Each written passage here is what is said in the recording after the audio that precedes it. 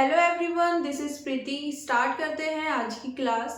आज हम बात करने वाले हैं फेरोमैग्नेटिक मटेरियल्स के बारे में। लास्ट क्लास में हमने दो मटेरियल्स को पढ़ लिया था और आज है फेरोमैग्नेटिक मटेरियल।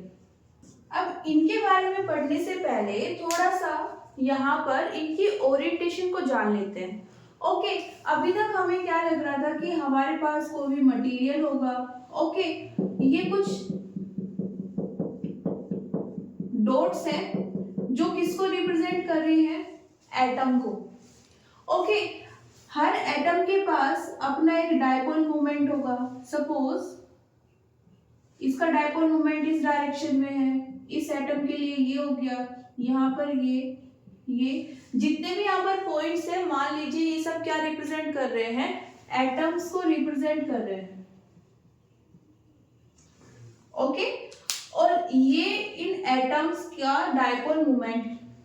ओके, अब यहाँ पर ये तो नॉर्मल है। फेरोमैग्नेटिक मटेरियल में ऐसा नहीं होगा। फेरोमैग्नेटिक मटेरियल में कुछ एटम्स मिलकर एक ग्रुप बना लेंगे। ओके, सपोज यहाँ पर ये जितने भी एटम्स हैं ये सब मिलकर एक ग्रुप बना लेंगे।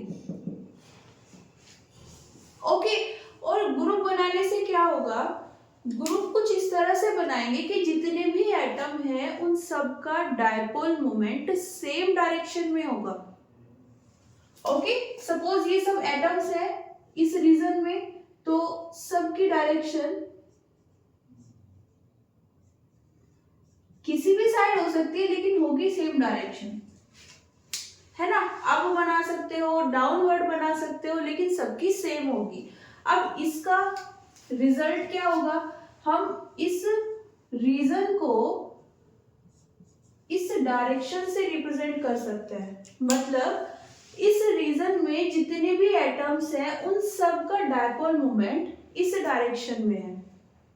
ओके, तो यहाँ पर जितने भी चाहे एटम्स आ जाएं सबकी डायरेक्शन ये रहेगी। ओके, और हमें मतलब भी किससे है? डायरेक्शन से। ओके, सेम होगी तो हमें क्या मिल जाएगी? Non zero value. और अगर ऑपोजिट होगी, डिफरेंट होगी, तो वहां पर क्या आ सकता है? जीरो भी आ सकता है। ओके, तो यहाँ पर इस रीजन को क्या बोलते हैं? इस रीजन को बोलते हैं डोमेन। तो हुआ क्या, जब हम फेरोमैग्नेटिक मटेरियल्स पर आते हैं, यहाँ पर मटेरियल में एज यूजुअल होते हैं बहुत सारे एटम्स होंगे। अब ये एटम्स अपने अपने ग्रुप बना लेंगे। ओके, और एक ग्रुप में जितने भी एटम्स होंगे वो सब सेम डायरेक्शन में अपना डायपोल मोमेंट अरेंज करके रखते हैं। ओके, तो एक ग्रुप में जितने भी एटम्स हैं उन सब का डायपोल मोमेंट सेम डायरेक्शन में होगा। अब हम क्या कर सकते हैं? कॉम्प्लेक्स ना हो इसलिए हम इन सब एटम्स के डायपोल मोमेंट को एक सिंगल एरो से शो कर सकते हैं। इस रीजन को क्या बोलते हैं? इस रीजन को हम बोलते हैं डोमेन। ओके, नॉर्मली यहाँ पर around 10 to the power 11 atoms एक डोमेन में मिल जाते हैं। ओके, बात करें अगर इस रीजन की जिसे हम क्या बोल रहे हैं? डोमेन, ये होता है 1 मिलीमीटर के अराउंड। ओके, नेक्स्ट बात कर लेते हैं। ये डायग्राम हमें कुछ इस तरह से दिखेगा। ओके, अब अगर हम नॉर्मल सिचुएशन की बात करें, नॉर्मल सिचुएशन मतलब हमने कोई भी फेरोमैग्नेटिक मटेरियल लिया, उसको स्टडी करना स्टार्ट किया, हमने अभी कोई भी एक्सटर्नल मैग्नेटिक फील्ड अप्लाई नहीं की है, उस स्टेट में डोमेन तो यहाँ पर होंगे ही होंगे। ओके, आप मैग्नेटिक फील्ड अप्लाई करो या ना करो, टेम्परेचर कम हो या फिर ज्यादा, डोमेन्स तो बनेंगे ही। जब हम किसकी बात करेंगे? फेरोमैग्नेटिक मटेरियल्स की। यहाँ पर जो डायरेक्शन होगी वो कैसी होगी?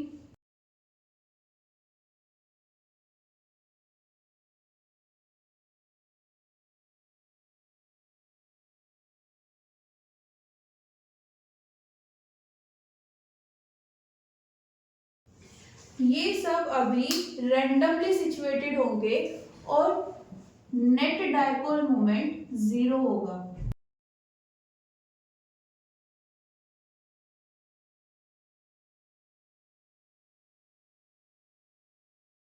ये हम कब की बात कर रहे हैं? जब यहाँ पर कोई भी मैग्नेटिक फील्ड नहीं है। ओके,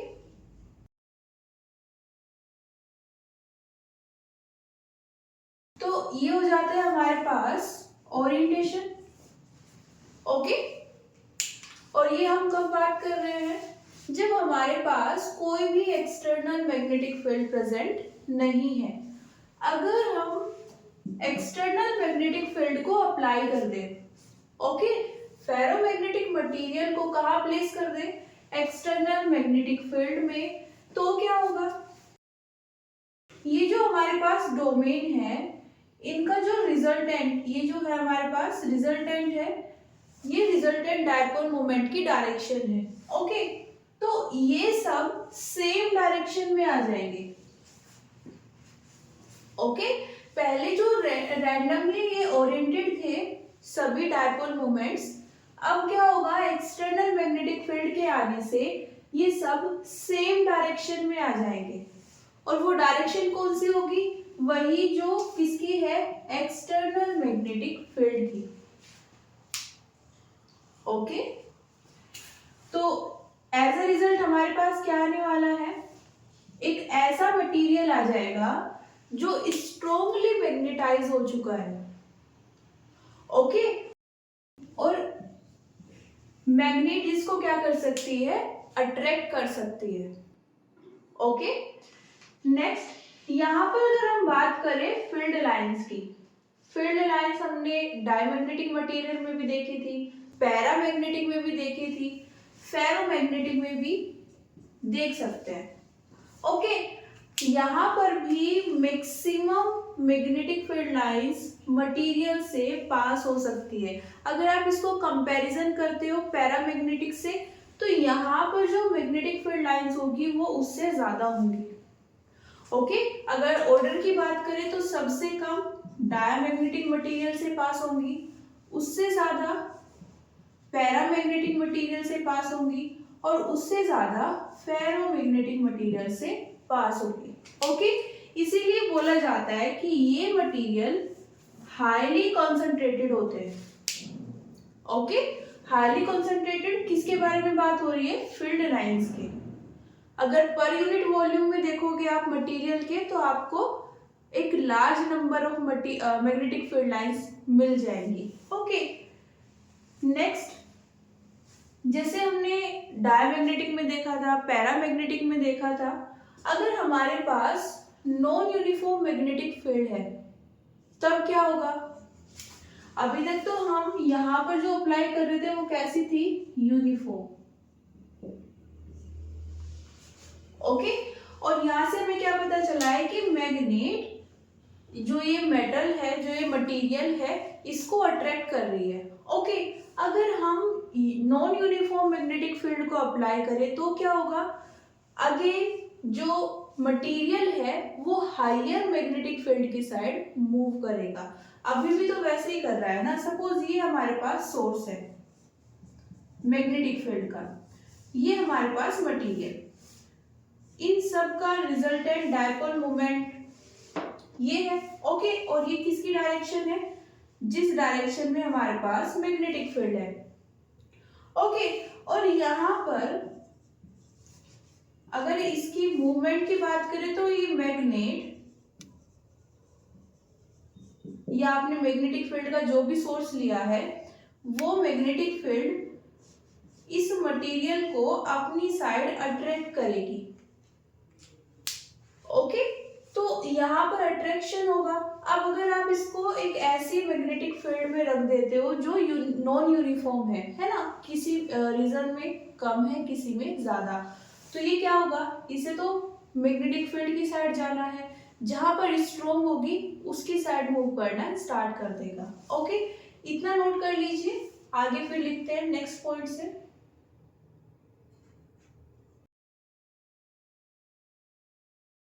तो हमारे पास अगर नॉन यूनिफॉर्म मैग्नेटिक फील्ड है तो जो हमारा मटेरियल होगा वो स्ट्रॉन्गर मैग्नेटिक फील्ड की साइड मूव करेगा। ओके, अब यहाँ पर बात कर लेते हैं कुछ फेरोमैग्नेटिक मटेरियल्स के बारे में। हमारे पास iron, cobalt, nickel, okay, aluminium, ये सब इस कैटेगरी में लाई करते हैं। ओके, अब यहाँ पर नेक्स्ट आती है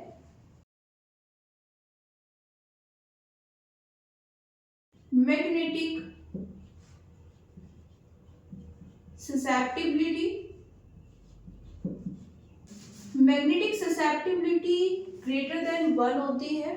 ओके, और जैसा कि यहाँ पर जो हमने सिंबल यूज किए हैं 2 टाइम्स है।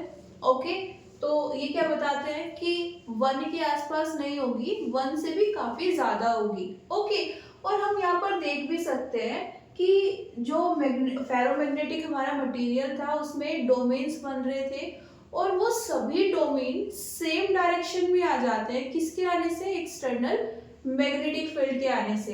तो ये बिहेवियर शो तो पैरामैग्नेटिक में भी हो रहा था लेकिन इतना स्ट्रोंग नहीं था। ओके, हम वहां पर बोल रहे थे कि नॉन जीरो मैग्नेटिक डायपोल हमें मिल रहा है फाइनली, लेकिन उसकी वैल्यू ज्यादा नहीं थी। जो एटम्स थे उनकी डायपोल मोमेंट सेम डायरेक्शन में आ रहे थे, लेकिन ये नहीं बोल सकते थे कि सबके आ गए हैं। ओके, यहाँ पर स्ट्रोंग बिहेवियर शो होता है। ओके, और एज अ रिजल्ट अगर हम मैग्नेटिक ससेप्टिबिलिटी की फॉर्म में इसको देखना चाहते हैं तो वहां से भी देख सकते हैं कि इसकी ससेप्टिबिलिटी काफी ज्यादा होती है। मतलब हम फेरोमैग्नेटिक मटेरियल्स को एक हायर लेवल तक मैग्नेटाइज कर सकते हैं। ओके, बात करें रिलेटिव परमिएबिलिटी की तो ये भी ग्रेटर देन 1 होती है। ओके, और जैसे हमने यहाँ पर मटेरियल्स लिखे हैं सबके लिए ग्रेटर देन 1 होगी, लेकिन ये मटेरियल के साथ डिपेंड करती है, 1000 तक भी जा सकती है। ओके, तो जब हम बात कर रहे थे किसकी? डायमैग्नेटिक की, तो वहां पर एग्जैक्टली 1 भी नहीं थी। और जब हम बात कर रहे हैं फेरोमैग्नेटिक की तो यहाँ पर इस कैटेगरी में कुछ ऐसे मटेरियल भी एग्जिस्ट करते हैं जिसके लिए रिलेटिव परमिएबिलिटी कितनी मिल सकती है? 1000 तक भी मिल सकती है। ओके, और यहाँ पर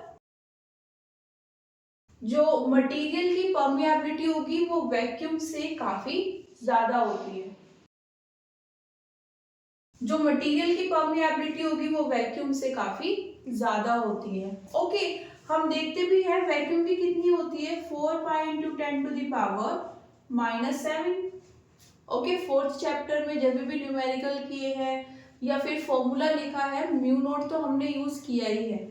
ओके, तो ये होती है एयर या फिर वैक्यूम की परमिएबिलिटी। जब हम मटेरियल की बात करते हैं तो उसकी परमिएबिलिटी काफी ज्यादा बढ़ जाती है, लेकिन किन मटेरियल्स में? फेरोमैग्नेटिक मटेरियल्स में। ओके,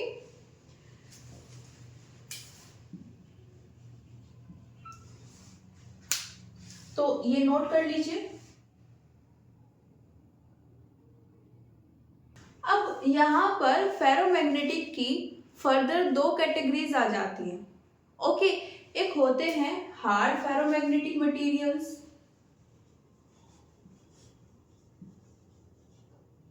और एक होते हैं सॉफ्ट।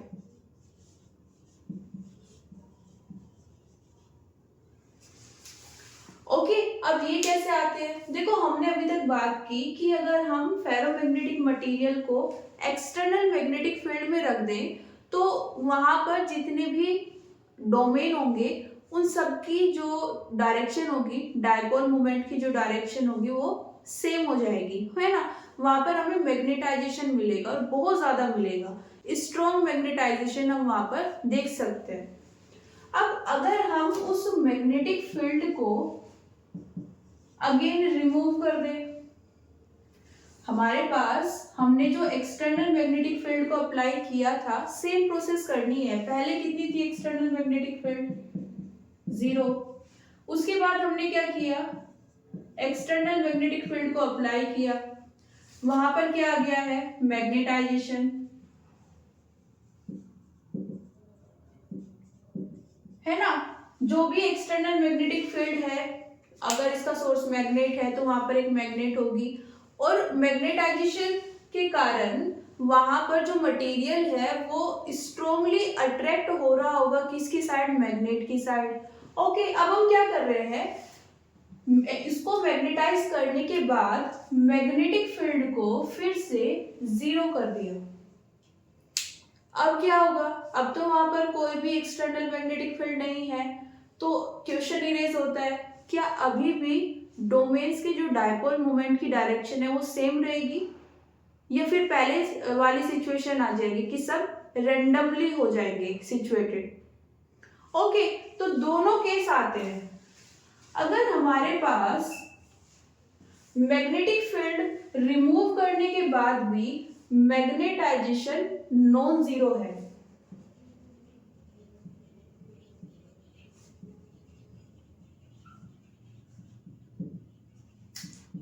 अभी भी डोमेन वैसे ही है जैसे वो मैग्नेटिक फील्ड की प्रेजेंस में थे, तो हम ऐसे मटेरियल्स को हार्ड फेरोमैग्नेटिक मटेरियल्स बोलते हैं। ओके, सॉफ्ट फेरोमैग्नेटिक में क्या होता है, यहां पर मैग्नेटाइजेशन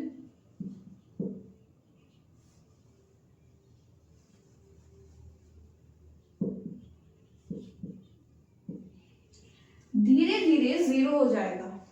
तो अगर हम फाइनल सिचुएशन की बात करें तो ये जीरो हो जाएगा, एकदम से नहीं होगा। जो डोमेन है उनकी जो डायरेक्शन है वो धीरे धीरे टाइम के साथ चेंज होने लगेगी, है ना, और वहां पर फाइनली कितना हो जाएगा, जीरो। ओके, लिख लेते हैं इसको। तो हमारे पास अगर मैग्नेटाइजेशन नॉन जीरो है एक्सटर्नल फील्ड को रिमूव करने के बाद भी, तो ऐसे मटेरियल्स को क्या बोलते हैं, हार्ड मैग्नेटिक मटेरियल्स या फिर हार्ड फेरोमैग्नेटिक मटेरियल्स। ओके, और इस कैटेगरी में जो ये मटेरियल्स आते हैं इनसे हम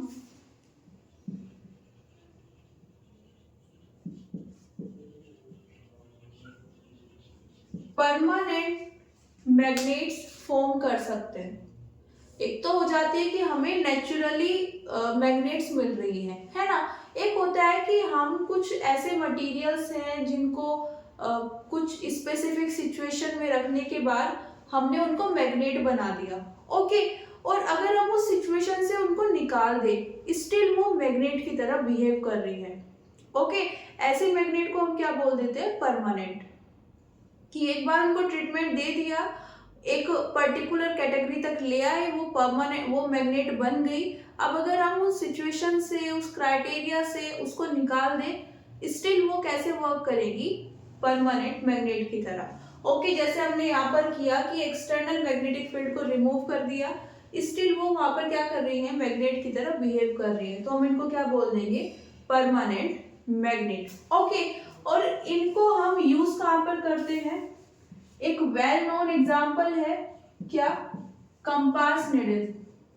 कंपास में जो हमारे पास निडल होती है ना, जो हमें बताती है कि नॉर्थ पोल है, साउथ पोल है, कितने एंगल पर है, वो मैग्नेट की बनी होती है। ओके, और वो इन्हीं हार्ड फेरोमैग्नेटिक मटेरियल से बनाई जाती है।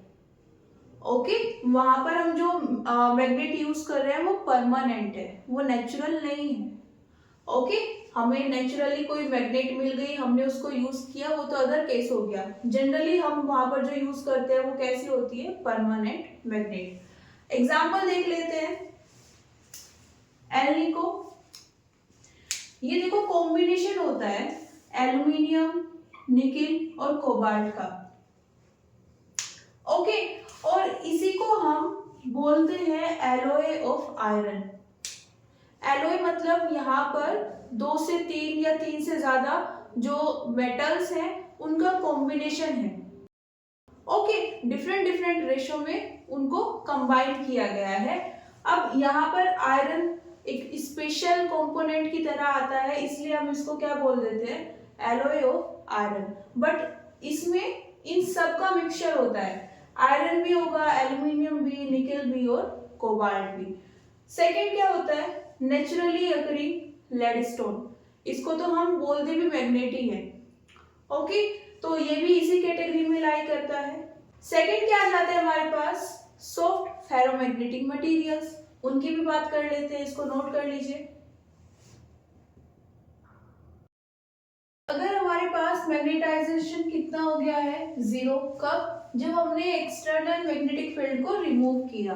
ओके, तो यहाँ पर जो हमें मटेरियल मिलेंगे उनको हम क्या बोल देते हैं, सॉफ्ट फेरोमैग्नेटिक मटेरियल। और एज ए एग्जांपल हमारे पास आता है सॉफ्ट आयरन। देखो, आयरन को हम फेरोमैग्नेटिक मटेरियल्स की कैटेगरी में रखते हैं, कोई डाउट नहीं है, लेकिन आयरन को हमने कहाँ पर भी रखा, अभी जो हमने हार्ड फेरोमैग्नेटिक मटेरियल्स पढ़े थे उसमें हमने पढ़ा एलॉय ऑफ आयरन, है ना, वहां पर प्योर आयरन नहीं था, उसका मिक्सचर था, बट वहां पर आयरन तो था। अब यहाँ पर हम किसकी बात कर रहे हैं, soft iron, soft ferromagnetic material, तो यहाँ पर एज ए एग्जांपल क्या गया है, सॉफ्ट आयरन। तो देखो यहाँ पर iron no doubt ferromagnetic material है, वो डिफरेंट डिफरेंट बिहेवियर को शो करते हैं। ओके, यहाँ पर हम जब सॉफ्ट आयरन लिख रहे हैं तो ऐसा नहीं कि आप उसको टच करोगे तो वो सॉफ्ट होगा, नहीं, बस ये सिचुएशन है कि ये वो वाली स्टेट होती है आयरन की कि अगर आप एक्सटर्नल मैग्नेटिक फील्ड को रिमूव कर रहे हो तो वहां पर मैग्नेटाइजेशन फिर से कितना हो जाएगा, 0। ओके, और अगर आपने उसको एज अ एलॉय यूज किया है एल्निको में, तो वहां पर आप एक्सटर्नल मैग्नेटिक फील्ड को रखो या रिमूव करो, वो एक बार मैग्नेट बन गया तो बन गया। ओके, अब नेक्स्ट बात कर लेते हैं टेम्परेचर की, और ये जो टेम्परेचर डिपेंडेंस है ये दोनों कैटेगरीज पर अप्लाई होती है, आप सॉफ्ट फेरोमैग्नेटिक की बात करो या फिर हार्ड की। यहाँ पर डिपेंडेंस है क्या, जैसे जैसे आप टेम्परेचर को इंक्रीज करोगे मैग्नेटाइजेशन डिक्रीज होना स्टार्ट हो जाएगा, ग्रेजुअली मतलब धीरे धीरे हो रहा है बट हो रहा है। ओके, और ये रीजन बिल्कुल सिमिलर है जो हम किस में देखते हैं, पैरामैग्नेटिक मटेरियल्स में। वहां पर भी सेम रीजन था कि अगर आप टेम्परेचर को इंक्रीज कर रहे हो तो मैग्नेटाइजेशन डिक्रीज होने लगेगा, है ना। और ऐसा हो क्यों रहा है वहां पर भी या यहाँ पर भी, क्योंकि जब टेम्परेचर बढ़ेगा तो जो एटम्स हैं उनके पास एक्स्ट्रा एनर्जी आ रही है एज अ हीट, है ना, और वहां से वो रैंडमली मोशन कर पा रहे हैं। रैंडम मोशन करेंगे तो वो बाउंड नहीं हो पाएंगे एक फिक्स डायरेक्शन में, और अगर वहां पर जो डायपोल मोमेंट की डायरेक्शन है वो चेंज हुई तो मैग्नेटाइजेशन कम हो जाएगा। ओके, नेक्स्ट पॉइंट क्या है, अगर हम हाई टेम्परेचर की बात कर रहे हैं, है ना, हम फेरोमैग्नेटिक मटेरियल के टेम्परेचर को एक पर्टिकुलरली हाई टेम्परेचर पर ले गए हैं, यहाँ पर हमें फिर देखने को क्या मिलता है कि फेरोमैग्नेटिक बिहेवियर कम हो जाएगा, और कितना कम हो जाएगा, वो एक पैरामैग्नेटिक मटेरियल बन जाएगा। तो देखो यहाँ पर एक ऑर्डर याद रखना, जो हार्ड फेरोमैग्नेटिक मटेरियल होते हैं इनमें मैग्नेटाइजेशन सबसे ज्यादा होगा, है ना। हम बात कर रहे हैं एक्सटर्नल मैग्नेटिक फील्ड के रिमूव होने के बाद की। ओके, उसके बाद आता है सॉफ्ट फेरोमैग्नेटिक, इनमें मैग्नेटाइजेशन कम होगा और लगभग 0 तक चला जाएगा, है ना। अब उसके बाद आते हैं पैरामैग्नेटिक। ओके, यहां पर भी क्या होता है, अगर आपने एक्सटर्नल मैग्नेटिक फील्ड को रिमूव कर दिया तो मैग्नेटाइजेशन कम होना स्टार्ट हो जाएगा।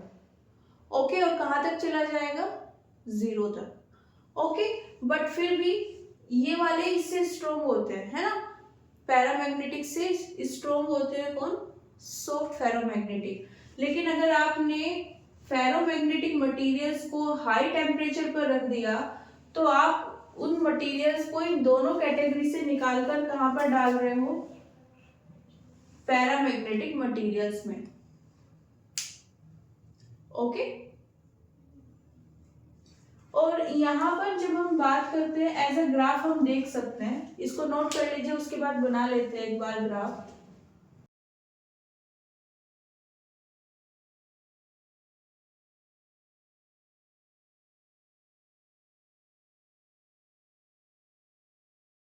ये है हमारे पास ग्राफ किसके लिए, फेरोमैग्नेटिक मटेरियल्स के लिए। जब हम मैग्नेटाइजेशन वर्सेस टेम्परेचर का ग्राफ ड्रॉ करते हैं तो ये एक्सिस पर हम मैग्नेटाइजेशन नहीं लेते, ससेप्टिबिलिटी लेते हैं। हमने एक रिलेशन पढ़ी थी जिसमें कैपिटल एम मतलब मैग्नेटाइजेशन इक्वल था ससेप्टिबिलिटी मैग्नेटिक इंटेंसिटी। तो यहाँ पर इसके ज्यादा होने का मतलब ये है ना, ये वाइस वर्सा, ये ज्यादा है तो यहाँ पर ये ज्यादा रहा होगा अगर हम इसको फिक्स कर दें, क्योंकि ये तो किसके कारण आ रही थी, एक्सटर्नल सोर्स के कारण, है ना। आपने जैसे सोलेनोइड ली थी, वहां पर आप जितनी ज्यादा करंट फ्लो कराओगे इतनी ज्यादा क्या आ जाएगी, मैग्नेटिक फील्ड। जितने ज्यादा आप उसमें टर्न्स रखोगे पर यूनिट लेंथ में उतनी ज्यादा क्या आ जाएगी, मैग्नेटिक फील्ड, है ना, मतलब मैग्नेटिक इंटेंसिटी। तो ये तो एक्सटर्नल सोर्स पर डिपेंड करती है। जब हम मटेरियल की बात करते हैं तो मैग्नेटाइजेशन डायरेक्टली प्रोपोर्शनल किससे होता है, ससेप्टिबिलिटी। ओके, तो हम इस ग्राफ में ससेप्टिबिलिटी वर्सेस टेम्परेचर का ग्राफ बनाते हैं। और ये क्या हो रहा है, डिक्रीज हो रहा है। आप 0 से स्टार्ट करोगे, जैसे जैसे टेम्परेचर बढ़ रहा है वैसे वैसे ससेप्टिबिलिटी कम हो रही है, मतलब मैग्नेटाइजेशन कम हो रहा है ना। धीरे धीरे डिक्रीज होगा, मतलब ग्रेजुअली डिक्रीज हो रहा है। साथ में अगर हम किसकी बात करें, पैरामैग्नेटिक मटेरियल्स की, यहाँ पर भी डिक्रीज हो रहा है। ओके, बट थोड़ा सा डिफरेंट वे में हो रहा है। यहाँ पर अगर हमसे फॉर्मूला पूछ लिया जाए वैसे तो आएगा नहीं, ये अभी हमारे सिलेबस में नहीं है, बट स्टिल अगर ये फॉर्मूले पर बेस्ड कोई न्यूमेरिकल आ जाए एग्जाम में तो हम यहाँ से सॉल्व कर सकते हैं। ओके, ससेप्टिबिलिटी इनवर्सली प्रोपोर्शनल होती है किसके, टेम्परेचर के। ओके, आज के लिए इतना ही, मिलते हैं नेक्स्ट क्लास में। Thank you everyone, see you soon.